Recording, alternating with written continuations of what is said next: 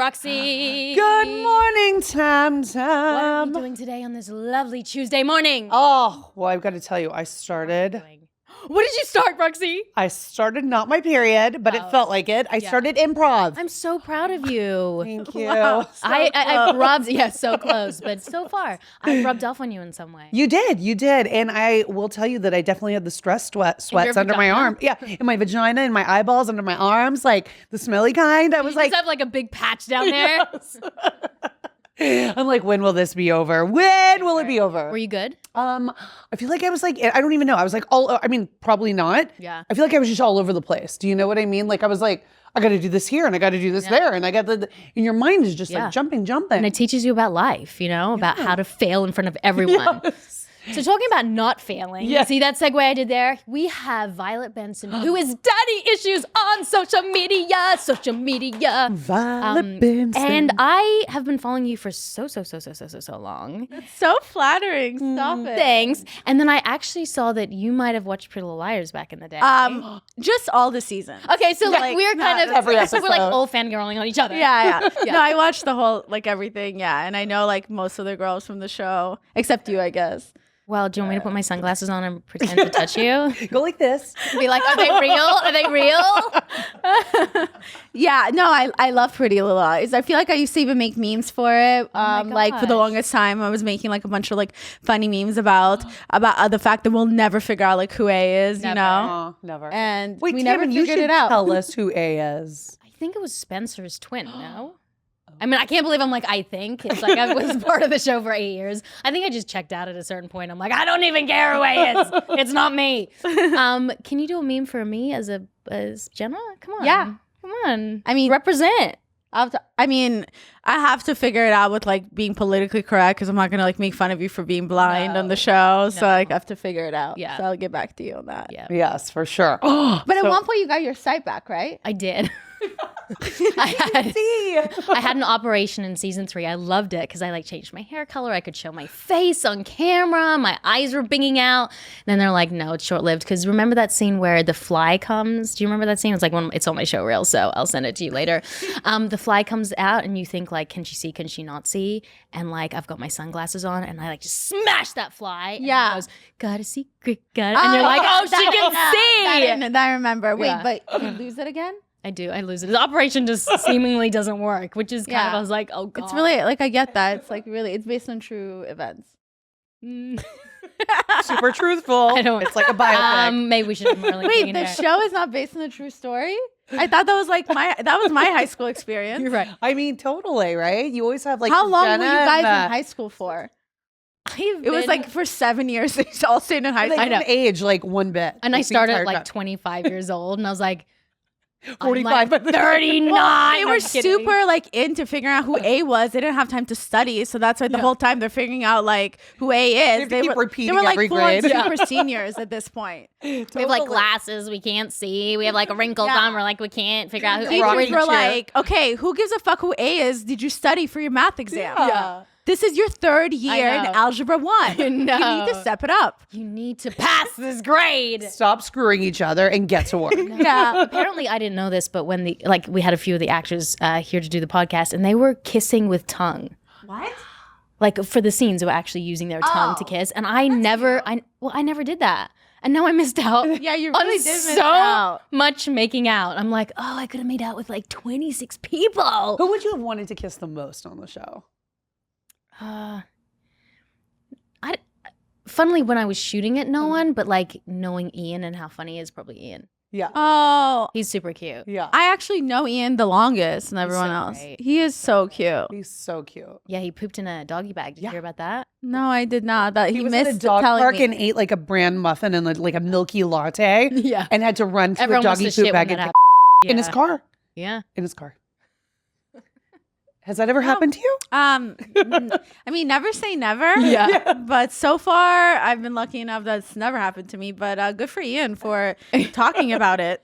It's funny because you said that you don't like to talk about poop, and for some reason I'm very fixated on that area, what comes out of that area, what goes into that area. I can't talk about poop. I know I'm like literally putting on my earrings as we're talking. That's fine. Everyone's like, the guest doesn't like talking on the podcast. She's silent, but you're really just putting things in your holes. Things in your holes. You're putting objects in your holes. Yeah. Actually getting ready for the day right now. Yeah. No, it's Dress, because makeup. I thought we were gonna be wearing the headphones on. So I took off all the earrings. Now we are not wearing the headphones on, so I'm putting the earrings on. Having fake nails on, especially this is like longer than my usual thing because apparently it's like the minute Kylie Jenner has a trend, everyone else follows. And even people, they don't ask you. They just assume this is what you want. But it's my fault I wasn't paying attention. And anyway, my nails are super long because I'm such a person that I want everyone to like me because of what I do for a living. They even the nail salon. Yeah. I don't realize that I'm flirting, and my manicurist guy would be like, "Okay, how long do you want it?" I'm like, "I don't know. How long do you want it? What do you like?" And I'm like, "What's wrong with me?" Like my daddy issues just go so far. That I'm like, see? is this what you like? Okay. And now like I have super long nails. I literally can't do anything. I mean, talking about poop, I can't even wipe my ass. How do you wipe your butt? I don't know. I don't know what's going on. Is it poop stuck in there? Ew, obviously not. Ew, how do you know? Like, are you like really good about washing your hands? You have coronavirus, don't you? Oh, because I'm sick? Yeah, I have the coronavirus. Corona, I call it Canona. I have the coronavirus. Okay. Yeah, but it's like, I like it takes me now 20 minutes to put an earring. I mean, while we were talking, I still can't put this earring inside my ear. Like, I don't know. How do you get anything done? I don't. I'm over it. Like, I'm redoing my nails after this. Okay, good. Wait, so the nails are fake, but are the boobs fake? You and I both know my tits are real. How are Thank you they very so much. good? Okay, this is what it is. Okay. Tell us. When I was born in Russia, and then I have Russian genes, just FYI. And then when I moved to Israel when I was 1, and in Israel it's really humid. So in Israel I was already like 5'8" by the time I was 12. Like I grew really fast, but I had crazy acne on my face, on my chest. I'm allergic to you, sorry. I get that. Yeah, I get that. You're allergic to beautiful? Yeah. I'm kidding. But so when I was like 12, at that point I was 5'8", so I was the tallest in my grade between all the boys. But I had the craziest acne all over my face, all over my chest, all over my back, like so much acne, like even on my lips, like all these blackheads and everything, because it was so humid there. And I remember my chest kind of started to grow already, like like when your chest is starting to grow, your nipples Mine it starts still with haven't your gotten there nipples. yet. Mine kind of grow and then deflate, then grow, and then one's deflated right Oh, now. I get that. No, I'm kidding. I don't, but that sucks for you. My right one's. So it starts with your nipples. So I remember no one in my grade was developing it, and I was so scared that I may grow tits that I decided to take tape. Yeah. Duct tape, and I taped it all around like my chest to my back. Yeah. Like basically was like a little crop top made from tape, and because I wanted to make my boobs stop growing. And then I started putting heating pads on it, like anything that I thought would help. And like I'm 12, I don't know any better. And then I remember one morning my mom came to wake me up, and she was like, "Violetta, wake up." And suddenly she touched the tape, and suddenly she was like, "Violetta, что это?" Which means, "What is that in Russian?" And I was like, And squash your boobies. no, I didn't want to tell her. So I was like, I've been having massive back pains, so I thought that would help me straighten my back. And she's like, "Oh my God, Violetta, why don't you tell me?" So then she got me a back brace that I had to keep wearing. Because that's not even the point of why I have tits. I just remember that part. But anyway. It's a good story. So I wore a back brace. But then the point is, when I was 14, moved to the US. Yeah. So maybe my boobs started growing a little bit when I was 13. When I was 14, we came to America. And I don't know what happened. Maybe because I'm such an awkward child and I didn't really speak English. And I think God looked at me and he was like, "Damn, bitch, you're so awkward. You know what? I'm going to make your life I'm going to make your life a little easier because I can tell it's going to be a little hard for you because you're really weird." And he's like, "Okay, here's what." He's like, "Clear skin. I'm going to clear all your skin from your face to your chest to your back. You'll never have to worry about that again." God's really. People are going to start complimenting you about your skin. They're going to have no idea the fact that you were literally like a walking pimple. And you know what? grow those titties. Here's some American milk with all your Oh, the estrogen Hormones. and the because hormones. American milk has a lot of hormones in it. Yeah. And I'm not kidding. I ate so much chicken and my boobs grew. Really, overnight, it went from like ninth grade. I came into ninth grade. It went from like a B to like a C, and then sophomore year went to a D, and now.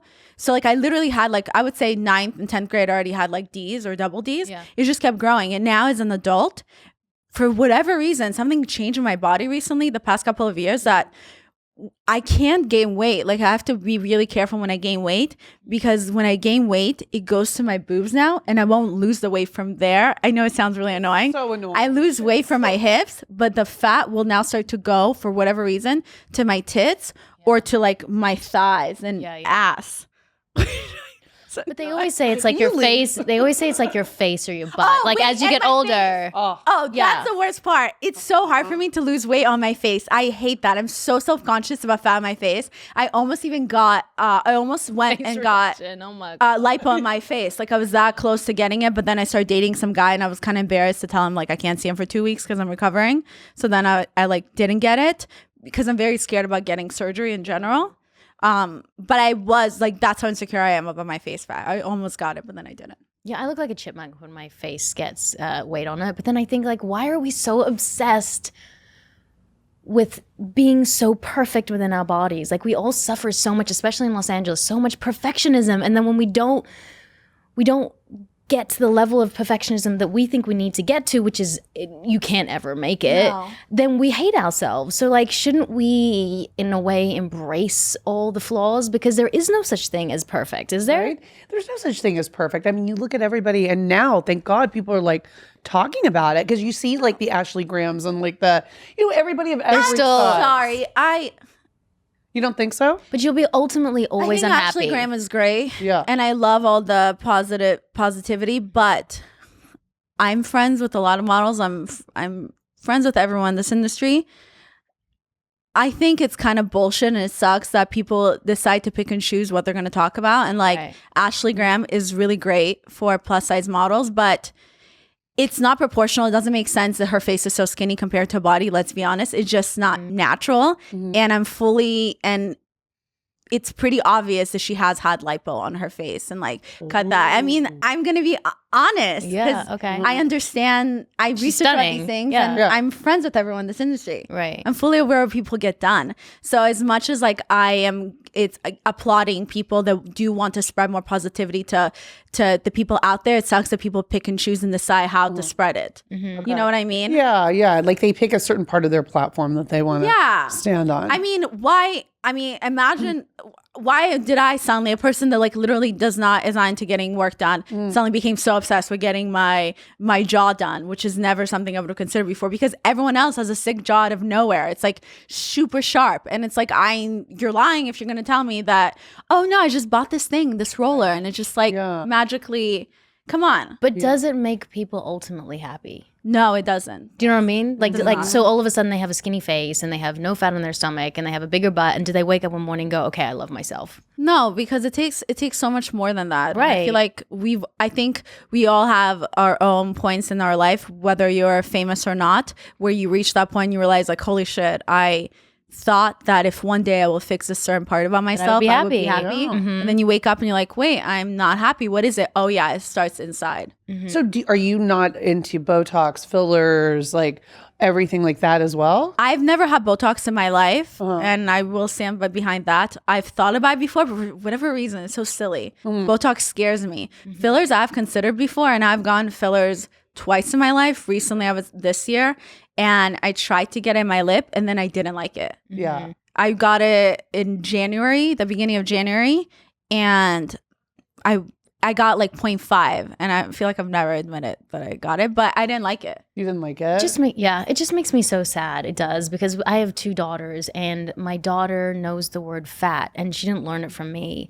And how am I supposed to raise my 2 children to be happy when the messaging and the noise out there is so loud when it comes to 22-year-old perfect body perfection that we get blasted through all our imagery on social media and on billboards and through magazines. It's like, this is the ideal and this is what you need. And that's why eating disorders are so rife. I had one. I was 200 pounds, lost like almost 100 pounds when I was 14, was on a big TV show. I thought that I had to stay skinny so that I would be enough for myself and to keep working, and I don't want that for my children. And I just want us all to come together. It has to change. It has to change. I think it's changing slowly because we all follow trends, but eventually people will get sick of it. It's just like a trend where we didn't really talk about sex and suddenly all we're doing is talking about sex, and now it's going back to being cool to suddenly be more celibate or talk about sex less. It's the same thing in my opinion. Like there's the trends of low rise jeans, then it becomes high-waisted jeans, mom jeans, now it's going back to low rise jeans. And I think I am noticing in my opinion where people are noticing like, oh shit, a lot of girls look the same on social media. I mean, sometimes I even notice. Sometimes I even go on an explore page and I'm like, oh my God, that's my friend. And I'm like, wait, that's not my friend. Wait, it's this other girl. Oh no, this is a different girl. I'm like, whoa, I'm so confused. So I think slowly it is going to change where we're going to go back to thinking that natural is beautiful. Not that there's anything wrong with not being natural, because it's part of the world now. It's very normal to get work done. And we shouldn't also shame people for needing to get work done, because clearly they're already going through their own pain in order to feel the need to go under the knife to get work done.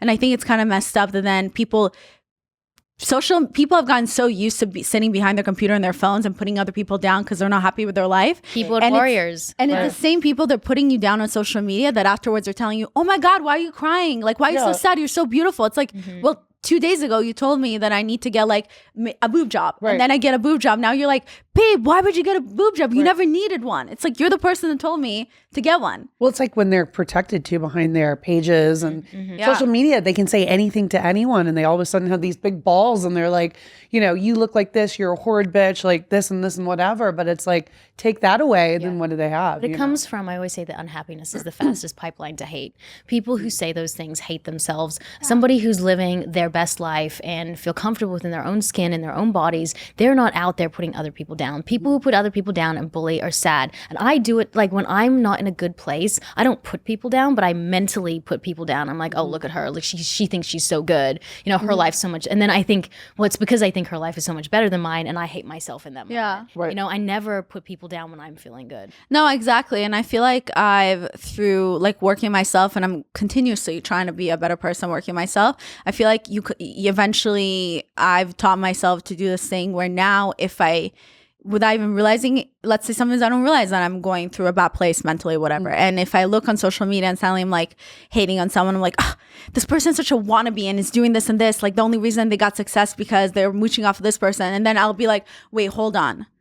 What's going on? And then I realize, oh, I'm jealous. Wait, what am I jealous about? Okay, because they're doing this and this. Okay, well, how can I achieve those goals then? And then that's how I realize, like, okay, it's the goals that I'm trying to achieve. And I separate that. And then I'm like, okay, how do I go back to working on myself? Because putting other people down is not going to help you succeed. No. And it eats you inside and it ruins your day. And it's so unnecessary.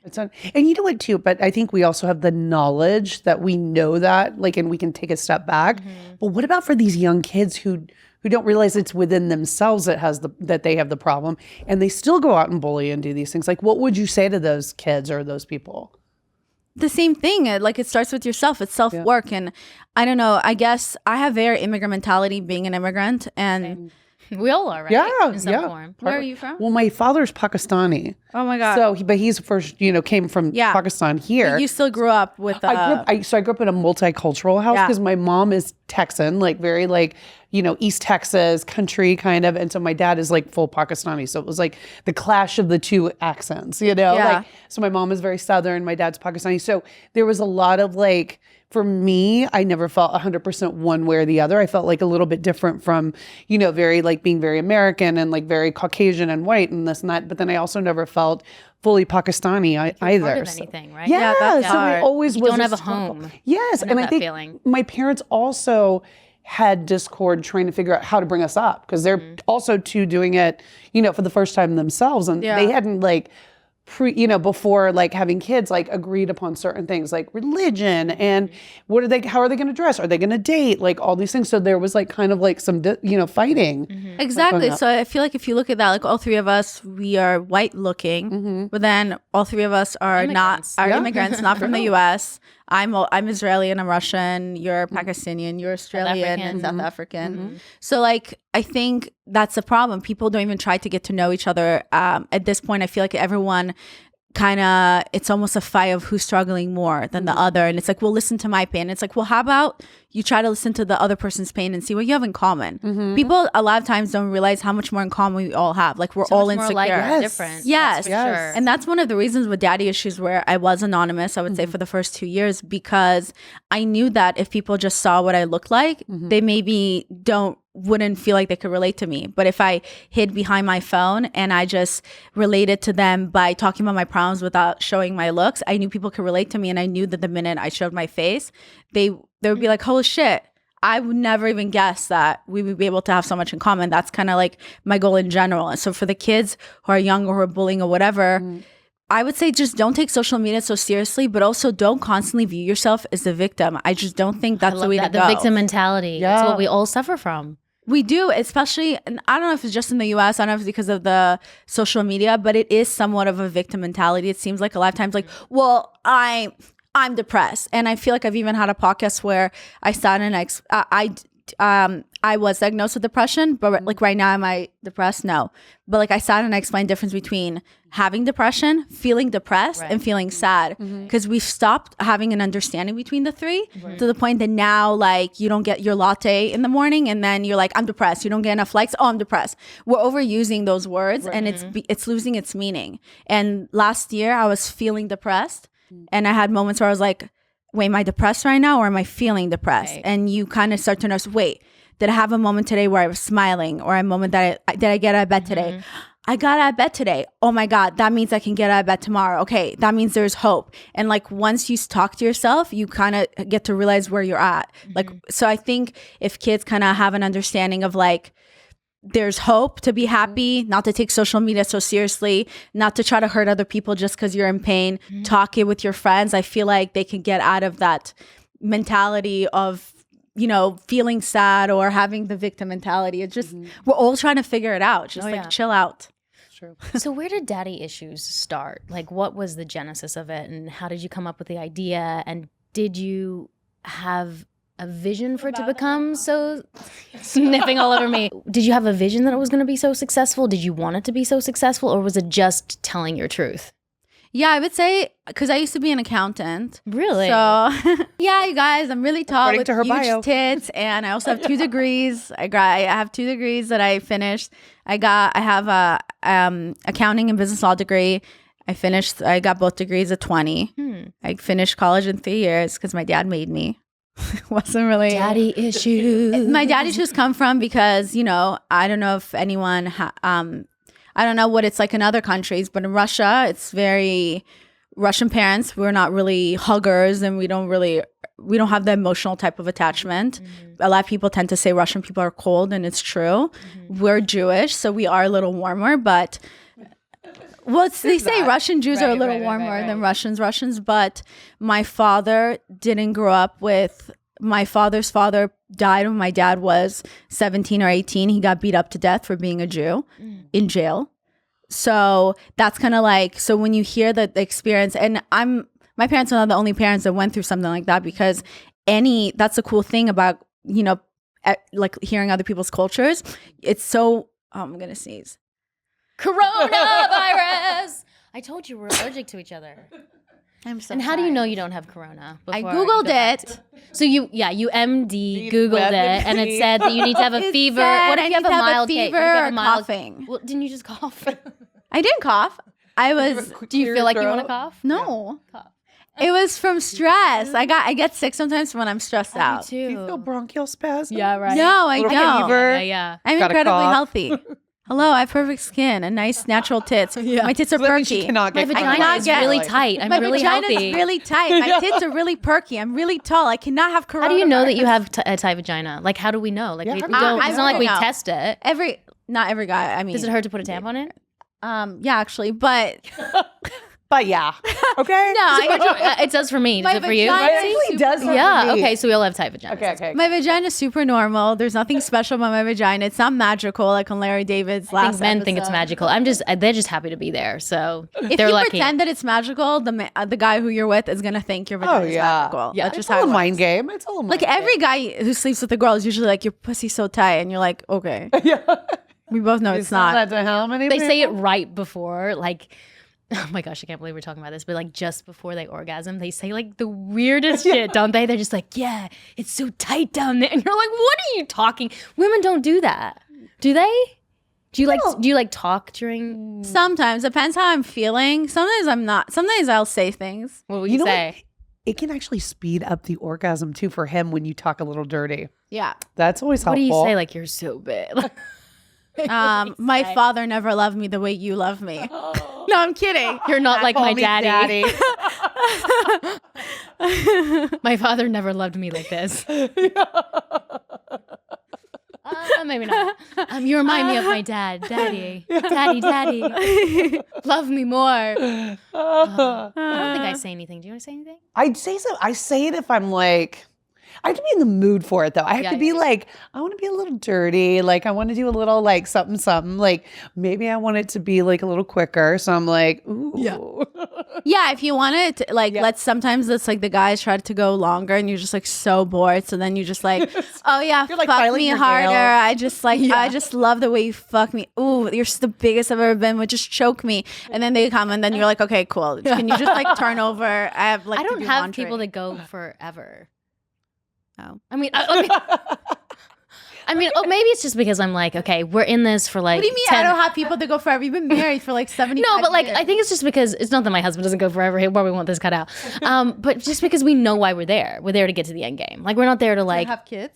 No, to like Oh. orgasm. We're not there to like make it last for like I've got shit to do. Like we're not there for like an hour and a half because like I want to like feel different position. I'm like I'm done. I know a good position. Let's just do it. Let's giddy up. Like I don't need 50 million positions to know what I like. Yeah, I think it's like when guys are younger, they don't realize it and they watch too much porn and that's what they base things off of. I think it's different when you've gotten used to your partner so you feel comfortable to be like, yeah, well, I'm a pre-cummer and I come within 2 seconds, but she married me so she knows what's up. No, he doesn't.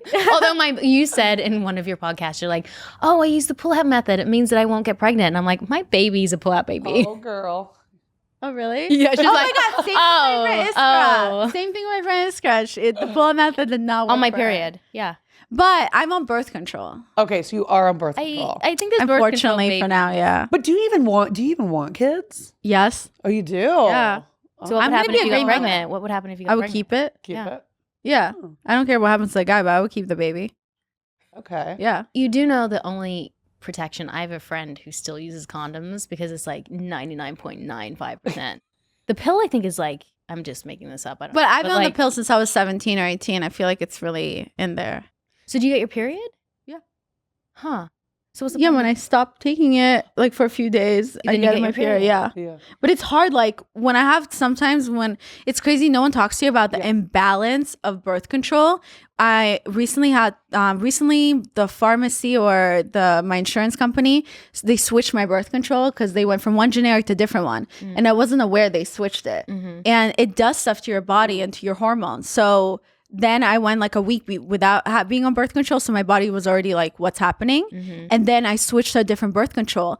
And I didn't understand why I was so emotional. I was like emotional. I started to fight with one of the guy I was dating at the time. Not fighting. I was just like being really dramatic and everything was making me cry, laugh, whatever.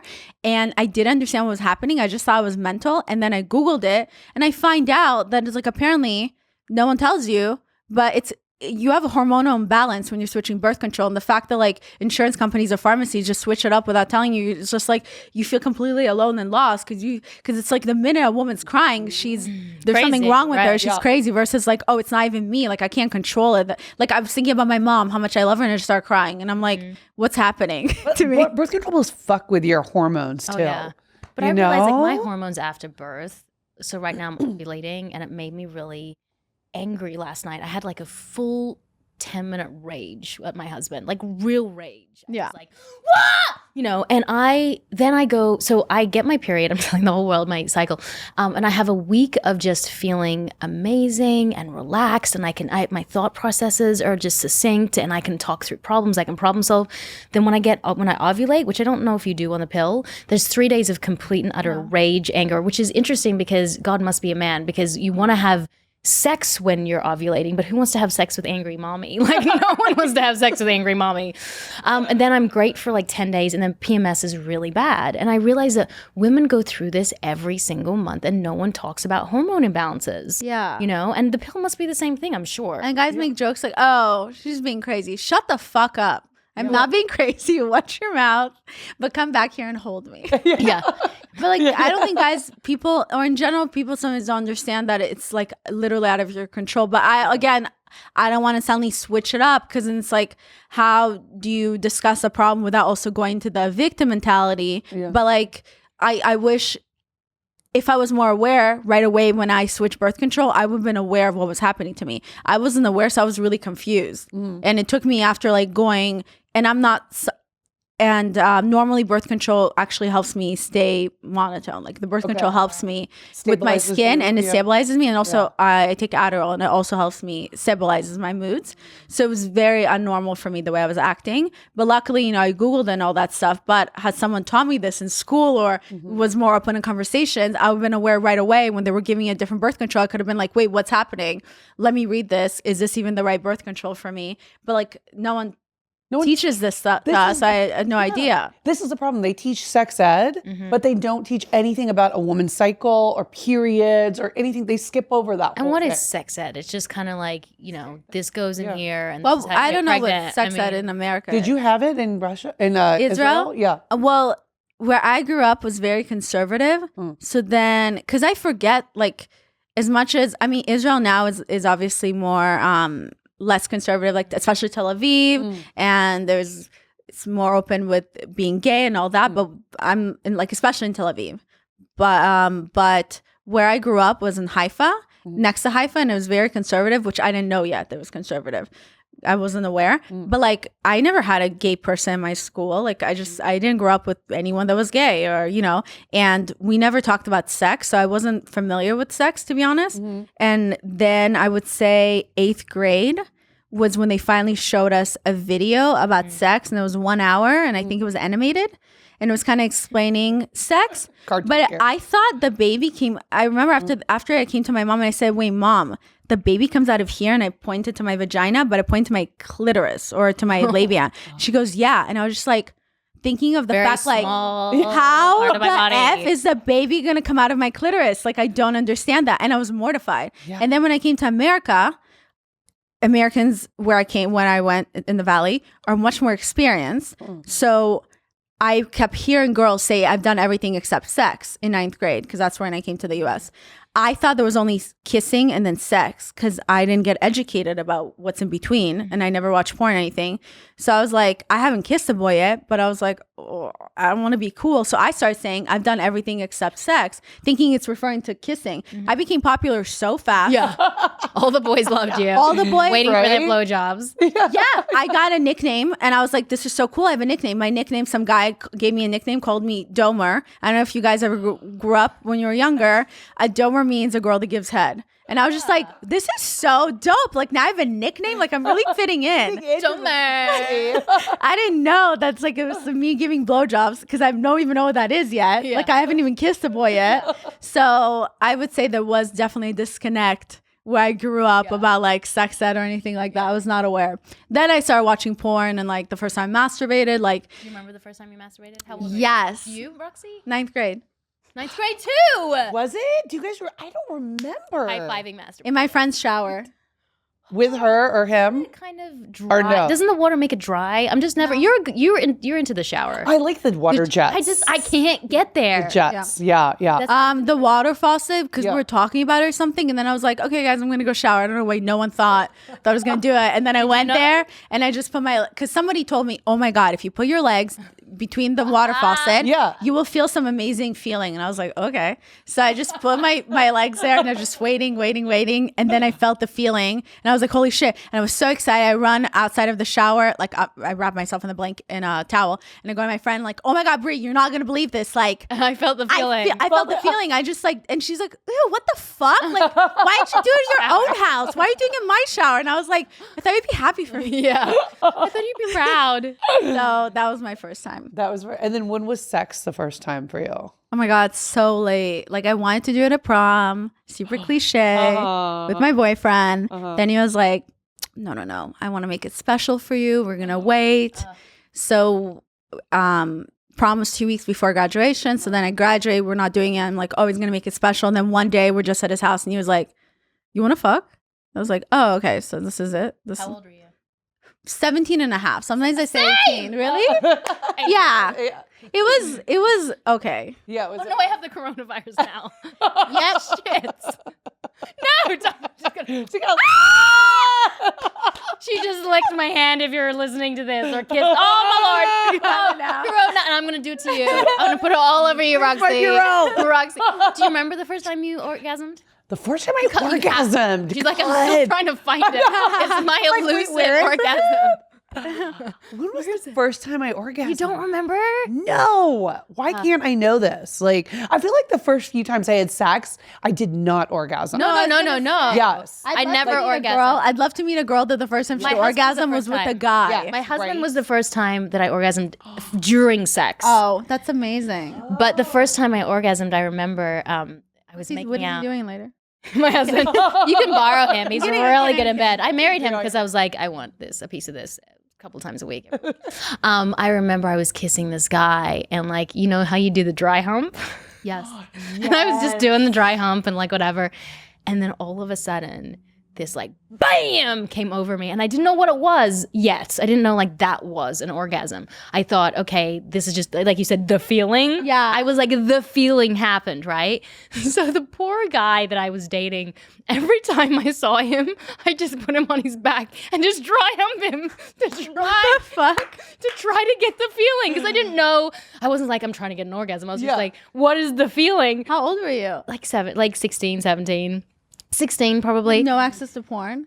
No, like I just didn't even think about it. So every time I would try to, and I would normally get that feeling. And then once the feeling was gone, I'd like just discard him. The poor guy, he'd just be like, have total blue balls and just be like, what are you doing? But that was my first time. And that I was like, okay. So it was with a guy, but it was an accidental feeling, you know? Yeah. You know what? There's something so underrated about dry humping. We should bring it back. Oh my God, it's so good. It's so good. Because it's like that. She's like, I don't have sex that much. I want to have Right more now, sex. I'm not really having any sex, so I can't relate. But I'm trying to think the last time I had like an enjoyable dry humping. No. There's a lot of things that, you know, when you're married. I feel like I have to like open up my so like really then open like really wide or something in order to like really get there. How do you like what do you think you do when you're doing it? I think when you're married, you just like are like, okay, well, we've done this so many times. We've done this position so many times. We know you like this position. You're like, let's just try this. Let's just dry hump tonight. See what happens. Like, let's see. And then the guy's like, it's not my first choice, but sure. They like, especially if you do that with a guy that's wearing jeans and you have no idea that it's like shaping his He has like a rash the next day because of you. And you're just like, oh my God, I just want to get that feeling again. He's like, no, I can't get another rash again. Yeah. That's just what you do when you're married. You just try to like, you know, change it up a bit. Creative. Give him a rash so he can't go to anyone else. Yeah. Just make sure he's like handicapped. What about porn? When was like the first time you watched porn? Did you have access to it like growing up? I guess maybe in America because everything is more accessible in the US and I started to learn about all those things. Yeah. I don't even remember the first time I watched porn because it became like I still watch porn sometimes if I'm bored. If I masturbate, I watch it for sure. Yeah. Because I'm like, I don't think I'm that good as well, I've got some good I hate when I'm like, trying to masturbate because I'm just like, I don't know, bored or I have a headache or I'm trying to go to sleep, whatever it is. And then like I'm trying to like, I don't feel like watching porn. So I'm trying to imagine in my head something. But then my thoughts go into like work stuff or like, if your parent calls you in the middle, that's why you have to make sure it's not disturbed because you can't help but like think about whoever just called you from your family as you're trying to masturbate, and you're just like, oh fuck. Yeah, so like that's all. Like I'll start thinking about that one person I fought with like 3 years ago, and I'm like, wait, no, focus again. Yeah, focus. And then my cat will just be sitting on the bed like looking at me like, you're so pathetic. And then I'm like, no, don't focus on your cat, focus on this. It's just like, it's too much, it's like a lot. And then I just give up. But I hate when, I think the other day I was trying to masturbate and I was finally so close, and then my vibrator, the battery, like it stopped working, and I was just like, oh, mine hasn't worked for so long, except if I push it and it just does a zzz, zzz, and then it'll turn off. But if I keep holding it every 2 seconds, it'll go zzz, zzz. I'm too lazy to go and get fucking batteries. Like, it would be so much easier if I just got batteries and it was just an even tone vibration. So the whole time I'm just holding for the zzz, zzz, and then I go, oh no. I get gifted so many vibrators. You so, like, do? Yeah. Oh, can you tell us for milk? We need some. Yeah. I don't know, so many, and then like So many. I always forget to charge them, so then I'll always end up like opening a new one. So at one point, like my drawer next to my bed, just a ton of vibrators. I remember my housekeeper was like opening the drawer, even though I asked her not to open it. And then I was like, and she goes, it's okay, I won't tell. And I was just like, I use it with a partner. It's not, I'm just like, I'm not that lonely. Because at this point, it's like 7 vibrators just around there, and like lotions and whatever else is in there. And I'm just like, no, it's not just for me. Like I you just don't know about it, but like I have a guy so just FYI. So you looking for a guy right now? No, I don't know. I'm not. No, I don't think so. I'm dating someone. Ooh. But okay. But like, right now we're having a disagreement, and we're supposed to have a talk about it. So then, Okay. I'm not sure. Okay. Well, I don't know. I haven't dated for 13 So years. Yeah, what's it like? It's been a long time. I don't know. Like, I'm weird. I don't know. Like, I'm very faithful, but technically right now we're in a gray area, so I don't want to kind of claim myself to a person, and then let's say today we decide to part ways. Like, I don't know, but I mean, I do really like him, and I know he really likes me, but it's hard to do when you get older. I feel like you have to kind of erase. Like, I love love, and I live in a fairy tale in my brain. But then, so sometimes my expectations, I think, are really high, where I just want a person to just do everything that I see in fairy tales. And I think sometimes maybe I feel bad for the other person because they just don't know what's going on in your head. Right. They can't expect you. Like, I'm just like, well, why don't you like start a musical and send me 3,000 flowers to my house and then like start singing in the middle? Like, you didn't do that, so obviously you don't care about me. I do that too. It's hard though, because that's, you brought up with that. You know, you see these images like in movies and TV, and it should be so romantic, and the guy should do this, and it's not. But it's also not fair that we don't tell them what we want. Yeah. You know? Expectation and reality. Right. And I listen to a lot of self-help podcasts. And unhappiness lies in that space between it. It's like the expectation and the reality. And my husband ticks so many of my boxes, but if he doesn't tick every one of them, I feel like you said, he doesn't love me. You know, there's problems in our relationship, and I realize that two people we're just different people who are trying to coexist together, and everyone's got issues. I don't know if they're daddy issues, but everyone's got their own issues, you know? Yeah, it's like sometimes I'm like, well, the guy's supposed to put in all the effort, so I'm not going to do anything. And then my brain would be like, well, but would he feel nice about himself if I just told him like, hey, good morning, just to be nice? I'm like, okay, maybe I'll do that. So it's like sometimes I feel like that's my way of compromising, although it's such little things. Right. But it's things that even I, at this point, don't even know if I'm supposed to be doing, because I'm like watching all these movies. The man's supposed to chase you. I mean, recently what happened was I'm very heated. Like, when I get upset, I see red, and I'm very heated. I don't know if you guys are into horoscopes or whatever. Oh, yes, we are. Aside from the fact that I'm a Scorpio, like, you have a bunch of other charts in your zodiac chart. So my Mars, which is how you express your anger and how you have sex, is Aries for me. So aside from being a Scorpio, that I'm already so fiery, I'm also, my anger is Aries, which means I explode and then I get over it. So I've been working on being better with my anger, but I still have moments where I'm not that great. So I don't communicate that well when I'm mad. I don't know how to express my feelings. So what happened was I was irritated with something. So first I was passive aggressive about it instead of communicating. So the guy, of course, he's not fully understanding. He's just getting annoyed because he doesn't understand that something's a big deal to me. And then I just exploded, and I was just like, you know what? then this isn't gonna, obviously this isn't working out. You don't respect me, blah, blah, blah. It was such a small issue, but it felt like a big deal now in my brain. Mm-hmm. So I ended it with him because in my brain, based on fairy tales and movies, I was like, yep, he's gonna like, okay, any minute now, he's gonna chase me because he's gonna realize he made a mistake and he's gonna be like, come in my home with flowers, like that's what's up. All right, I'm gonna wait. A day goes by, nothing. Another day goes by, I'm like, all right, I don't know. Maybe he got lost, like he doesn't know my address. I don't know what's happening. And then 2 days later, I remember like, so when 2 days passed, and on social media, of course, I acted like everything's overly great. Course. I'm not the type of girl that posts sad quotes. Like I'm not into that.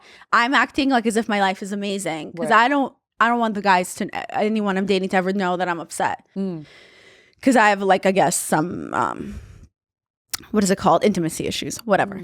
So And it Doesn't also means everyone? you're vulnerable. yeah, so 2 days go by after I told him goodbye. And I'm just like, all right, well, this is not going how I planned. I'm just going to reach out to see like if he wants maybe to have a conversation and then he'll apologize. This was going to happen. And I reach out and I'm like, hey, so do you want to talk like at all? And he's just like, suddenly he comes off angry. And I was just like, what? Like, how dare you be angry at me for breaking up with you? Like, now I'm angry that you're angry at me. And now I'm getting upset because I didn't expect him to be mad at me or hurt. So now I'm even more upset. Now I'm like, well, you're making me cry. Because it's like a competition who's more angry. So it did not go as I planned at all. So another 2 days go by. So I was just like, well, I guess it's over. Even though I really like him because I don't understand communicating anymore. Like, I don't know how to date, especially when you're older because we're so stuck in our ways. And then yesterday, I was talking to my friend about it, and she finally, the one that, because also you have to figure out like who you're asking for advice. Right. I asked my Sure that you're asking the a right friend people. who's been single their whole life for advice, and my friend who's really bad at dating for advice, and they both told me what to do. And then my friend who's currently in a happy relationship asked her for advice yesterday, and she was just like, "Why don't you text him really calmly and be like, hey." Yeah. I'm feeling really bad about how we left things off and how we ended about things. And I was wondering if it's possible, like I still stand really firm by what I said, but stand really firm behind of how I felt about this specific issue. But I've said some things I regret, as I'm sure you have as well. Do you think it's possible for us to put down our ego aside and to have a conversation about this? And I was like so scared, and like within seconds he was like, yes, I'd love that. I've been like, I can't stop thinking about it, and I was trying to give you your space because you asked for it, and then I saw you really stressed out and you got sick, and so I was just like waiting for you to heal. So like I'd love to talk to you. And I was like, oh, that's what it took? Are you kidding me? But then I told him, I was like, when I asked you for space, like don't do it. Yeah. Like, hello. My husband's fake always space. like, I'm doing what you told me to do. And then he hate calls when me, guys then he do says that. I'm We get manipulating mad at him, which I them. kind of am though. I need to say, I'm feeling really vulnerable right now. I feel like you don't like me, or I'm feeling insecure. I need a hug. That's what our therapist, like we go to therapy because I think it's really important. I think couples should always go to therapy. That's why we've lasted 13 years, is because we understand each other. What's the sign? His sign is Capricorn, which is hard because they're earth signs. So he keeps me grounded, but it's hard because I'm so fiery and I like a lot of Okay, change. we'll talk and about it on my podcast. Yeah, I'm not sorry. gonna get into the pure sign stuff. Yeah. So when I talk to him like that, it's been the last part of our relationship recently has been so magical because the two of us are putting our egos down at the door and we're being vulnerable with each other, and we say, this is how I feel, not this is what you've done to me. Yeah. It's not a blame, like I'm blaming you for how I feel. It's like, I feel this way because of X, Y, and Z in my past. This is what I need from you. Can you give me a hug? And he's like, of course. And then he hugs me, and then all of a sudden, believe me, I've spent 13 years not being involved. But when he hugs me, I'm like, okay, now we're connecting. Now we can talk. Yeah, it's you know? hard when you fight with your partner against each other, and it's more like, this is how I'm feeling, this is how you're making me feel, versus Blame. you have to start learning how to fight towards a solution, which is really hard Instead to of understand attacking that. each other, yeah. right? It does feel good, but I it feel like doesn't. we get it You out. think It it feels doesn't- good, but it doesn't ever help anything. Yeah, I mean, when I got upset and I was like, Yeah. oh, I'm gonna teach him a lesson, bye. Right. So we do a never have I ever, but I do want to still, because I feel like we diverted from a question that I really want to know about, is about how daddy issues started, because you never finished that question. Yes, and then tell also, us. how did it become successful, and how did you feel about the success of it? And then once we've answered that question, we should Okay, do so that. I'll say it quickly. So basically, daddy issues started. So yeah, I used to be an accountant because I have 2 degrees. I was planning on being a CPA. I really wanted to be a partner at the public accounting firm I was working at. And I was really determined to do that. Unfortunately, the women in my team were making my life super miserable. And that's one thing that eventually in my podcast, I'm going to talk about women in the workplace and how to also succeed. But a lot of times I think because women in the workplace, a lot of times, for whatever reason, tend to attack each other because we feel like that's the only way for us to get to the top. And I don't think that's the right way, because we feel like, well, I suffer so much just to be where I am. Like, you have to suffer this way as well. That's what happens. Women don't support women, I don't believe. Oh, they don't.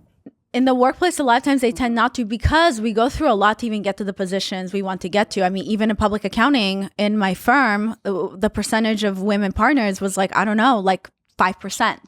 It's really, I mean, no, you're right. Actually, maybe I think it got to that year, maybe finally to 13%, but that's nothing compared to all. And it's not about women being better than men, or men being better than women. It's just about equality. And the truth is that a lot of times in the workplace, women have to prove themselves a little bit more, and we are trying to change them. We'll get there. We're just not there yet. So anyway, and it's so easy even for me to see feeling of being attacked, that then I'm going to mentors who are men, because I can't even be around women anymore. I'm going to the men. So I'm also in a way becoming part of the problem, because I'm like, men are just easier. So they're going to be my mentors versus like focusing on women because they're too emotional. Anyway, so I was so focused on becoming a partner to the point that when I'm really driven and focused, I don't really notice anything else around me. And I guess that's what was a problem for some of the women. They felt like I didn't see them, because I was working on projects with the partners, and as a junior accountant, I wasn't supposed to, but I figured out a way to do it, to make it happen. Anyway, they made my life miserable to the point that like I would be crying in the bathroom, my car all the time. They would isolate me from things. They would make sure I don't get my hours. And public accounting means you have to log in a specific amount of hours every month.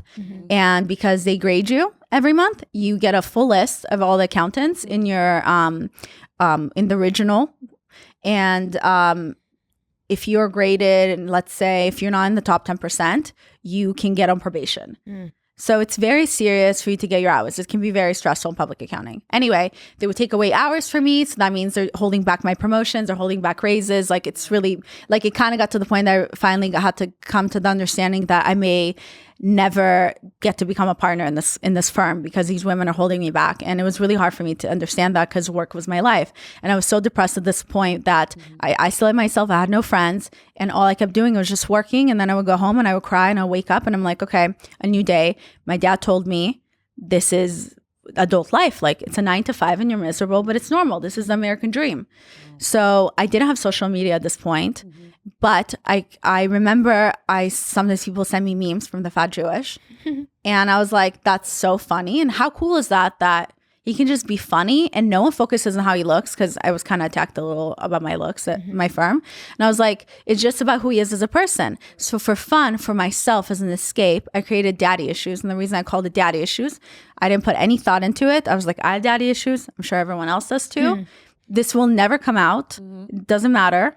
And my face is not in it. Yeah. So I think the reason Daddy Issues became so popular was because I didn't do it for fame. I did it for my own securities. And it happened to, in the end, relate to everyone, a lot of other people out there, to their insecurities. So I started it for fun. And then it became my little escape. And like, okay, today work sucks.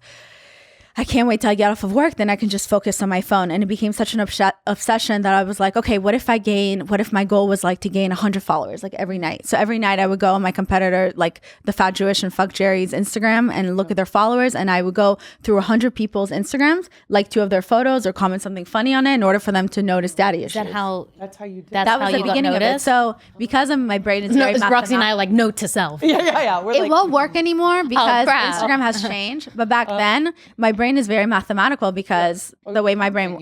Well, I used to also be a math tutor. Accounting is not that math people get mixed up, but I did also used to be a math tutor, so I actually am good at math. But the way my brain worked, it was very calculated. And then people don't even realize I was so lost and I didn't know who I was. Because like my self-esteem was completely gone, because my whole life I needed people, to like tell me who I am or like to like me, because obviously like I have daddy issues. So I think like these women completely broke me down, I remember. So then I feel like I'm gonna cry. I know. I'm not crying. Anyway. Sorry, Corona. You already have it. We're going down together. Okay. I don't even know why I'm like getting. I think because I get emotional if I like. It's nothing wrong, but I love. But see, I think we should be. It's what you just said. Women aren't allowed to just be. Why is it not? And then you like why apologize. can't? Yeah. Why do we have to apologize and say sorry for feeling anything? Well, it's because I'm like I feel everything, so I'm feeling the emotions of what I felt in that moment. I cry. You're an actor. You're an actor. You're like secretly a sociopath. Yeah. Anyway, so I remember I just like they completely broke me down. I didn't know who I was. So when I made Daddy Issues, like it wasn't. And I've tried to explain this in the past. It wasn't. I didn't know who I was yet. So when I was posting memes and followers were coming in, then they would be like, "Oh, I love her captions." And I was like, "Oh, they like my captions. Suddenly it's more captions." Or I started to notice which memes they liked more. So in a way, my followers were creating me because Daddy Issues became female based on the followers and what they liked. And the more they were creating me, the more they were giving me confidence, the more I was like, oh, this isn't weird. Like other people are experiencing this too. And people literally formed and created me. And that's what I'm so thankful for, because I feel like, being an immigrant, like coming to the US, like always feeling like an outsider, then in accounting, like getting knocked down again, and obviously having daddy issues or whatever, like feeling like I wasn't good enough for my father when I was younger. And because we didn't have that like type of love, it was cool when suddenly for the first time, these strangers, I felt like love from strangers, and I felt like I wasn't alone. And it was the first time in my life that I was like, oh my God, like I finally have a purpose. And now I'm crying. And like I finally, for the first time, like understand who I am. And like that was really cool. I would say about daddy issues. I think like when I was 25, 26, it was like the first time in my life where I was like, oh, like this is who I am. And anyway, then I found my confidence. Oh, you're such a good actor. Thanks. Then I found my confidence, and that's how I was able then to start helping other people with their self-esteem. But that's really where it came from. Like people formed me, because I remember when I made Daddy Issues, I was writing about a girl, happened to be Violet Benson. I had a different last name at the time. My real last name, I'll be honest, it's Kogan. So I was Violetta Kogan. But I wrote about Violet Benson, who was half British, half American. And I had a whole backstory who she was, because I was like, there's no way this cool girl would ever be me, because I'm so like pathetic and this and whatever. Like no one notices me. I'm so invisible. Like that's just how I felt. And then the more I continued with Daddy Issues and people created me, the more I felt so confident in myself for the first time in my life that I became her. So it was no longer a character. Like I was Daddy Issues. And unfortunately, because I gave her that name and it started to be all these articles about her, I had no choice but in a weird way to take on that name. And I legally changed my name for that. It became really complicated in order to go to meetings and things like that. So I just plus my father asked me to change my last name for the privacy of the family and things like that. So I did. Okay. But it's honestly the coolest thing in the world. Like I'm forever going to be thankful for that one silly Instagram meme account that was never meant to mean anything. And it literally changed my life. It's so crazy. Like my confidence level is all thanks to a meme account. Like who would have guessed? I know who I am now because of Daddy Issues. Like how crazy is that? I feel like in social media, we're all trying so hard to be seen and to be liked. So we're almost curating our content for more views and acceptance and likes. But what is so incredible about your story is it was so authentic. And because of that, people got to see you, like really you, not the bullshit that we all, like I think we all do it with the filters and the fake captions and how life is just amazing. It's like you were completely vulnerable and yourself, and you didn't waste your pain, and because you didn't waste your pain, it changed your life. Yeah, and it's honestly it's nice to have moments like this, like even right now having this conversation and tearing up to remember, because it does humble me and it kind of does remind me like what my purpose is. Because I remember when I started to grow my following and I was like, oh my God, this could be something. My thought process wasn't like, I can be famous, I can make money off of this. I was like, oh my God, I may actually have a voice. how do I make a difference? Like, and my brain was always like, my goal in life is to help people heal and to help people feel good about themselves. And then sometimes I'm still a human being. I forget about that, and I go a different route where suddenly I get worried about likes or my brand deals and all that, and that's when I get the saddest because I realize, oh my God, I'm forgetting my purpose. So even moments like this right now where I got to re-remember and tear up, it humbles me because I re-remember like why I started and why I managed to get big was because it was authentic. So for anyone out there who is trying to succeed in whatever they are doing in life, I think as long as you're passionate about it and it comes from inside and it's not for surface level things, if it's not for being famous and all that, because a lot of people just want fans, but they don't know why. So if you do it for yourself, you'll be happy. And I have moments where I lose myself, and then when I remember why I started, which is I want to help people heal, and I want to be able to eventually do public speaking and go to places and make people feel good about themselves and love themselves again, then, I'll always be happy. Yeah. It's a compelling story. I mean, it really is, right? I mean, it's something to be, something It's to changed be said. my day, week, month, year. Okay. Violet, what an amazing hour we've had with you. Thank you for coming You're on. out first tears. Yeah. I am. You popped out tears, Jerry. You guys have never made anyone cry on your podcast? I cried when when I talked about myself. When I remembered anal, I was like, No, I talked about we had a psychic here, and she said about my miscarriages and how my daughter chose me, and I kind of lost it. Yeah, she did get teary. It was Thanks for the trigger, Violet. They were real tears. They were real tears. No, Mila Jovovich came on my podcast and she talked about miscarriage, and I feel like I almost wanted to cry. Like listening to that was really hard. Yeah. I can't imagine what that's like. I can't even imagine. All of it's just devastating. Awful. So Violet, where can people find you?